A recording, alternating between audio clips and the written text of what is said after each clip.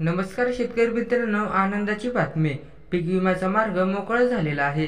मराठवाड्यासह संपूर्ण महाराष्ट्रामध्ये सरासरी एवढा पाऊस झाला नसल्याने शेतकरी बांधवांची चिंता वाढलेली आहे.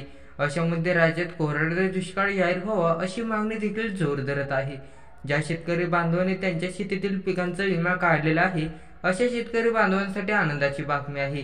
कारण आता लवकरच शेतकरी बांधवांचा पीक विमा नुकसान भरपाई मिळणार आहे. या संदर्भात शासनाने 18 सप्टेंबर 2023 रोजी जी.आर. काढलेला होता. राज्याच्या हिश्श्यापोटी शासनाने विमा कंपन्यांना 61,35,35,981 रुपये एवढा निधी अनुदान वितरित करण्यास मंजुरी दिलेली आहे.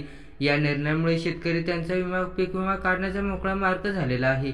महाराष्ट्र राज्यात 5 विमा कंपन्यांच्या माध्यमातून शासनाने पीक विमा योजना राबवली आहे. प्रधानमंत्री फसल विमा योजना आणि खरीप हंगाम 2023 मध्ये शेतकऱ्यांनी त्यांच्या पिकांचा विमा उतरवला होता.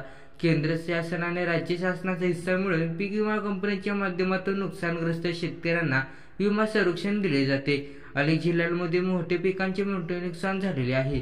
मराठवाड्यातील इतर जिल्ह्यात पावसाचा मोठा खंड असल्यामुळे पिकांचे नुकसान झालेले आहे.